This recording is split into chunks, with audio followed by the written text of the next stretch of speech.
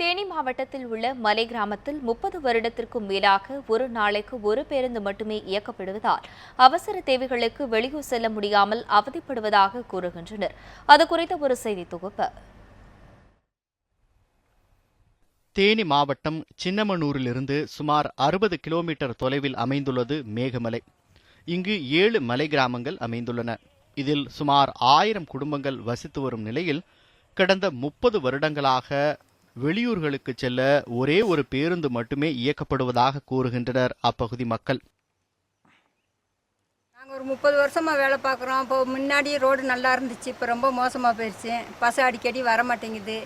ரொம்ப நாளாக ரோடு போடுறோம், ரோடே போடலை. இப்போ தான் CCP வச்சு அங்கங்கே ஏதோ வேலை பார்த்துக்கிட்டு இருக்காங்க.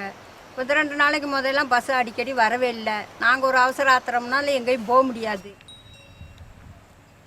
புலிகள் காப்பகமாக இப்பகுதி அறிவிக்கப்பட்ட பிறகு அங்கிருந்து தங்களை விரட்ட வனத்துறையினர் முயற்சித்து வருவதாகவும் அதனாலேயே சாலைகள் அமைக்க இதுவரை அனுமதி அளிக்கவில்லை என்றும் கூறுகின்றனர் மேகமலை வாசிகள்.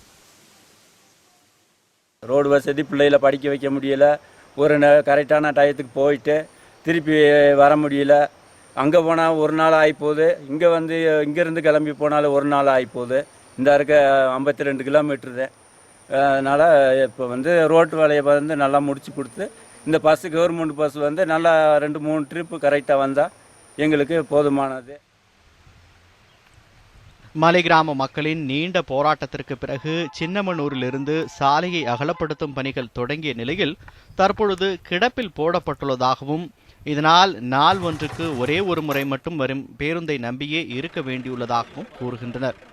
ஆனால் இதுகுறித்து நெடுஞ்சாலைத்துறை அதிகாரிகளிடம் கேட்டபொழுது பசுமை தீர்ப்பாயம் விதித்த இடைக்கால தடையால் சாலை அமைக்கும் பணி நிறுத்தி வைக்கப்பட்டிருந்ததாகவும் தற்பொழுது தடை நீங்கியுள்ளதால் விரைவில் சாலை அமைக்கும் பணிகள் தொடங்கும் எனவும் தெரிவித்தனர்.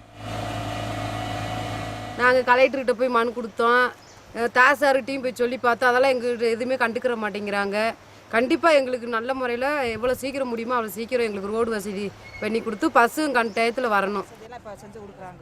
எது எப்படியோ 30 ஆண்டு காலத்திற்கு பிறகு பசுமை தீர்ப்பாயத்தின் தடை நீங்கிய பிறகாவது சாலை அமைத்து தரப்பட வேண்டும் என்பதே இப்பகுதி மக்களின் கோரிக்கையாக உள்ளது. நியூஸ் 7 தமிழுக்காக தேனியிலிருந்து பிரபாகரன்.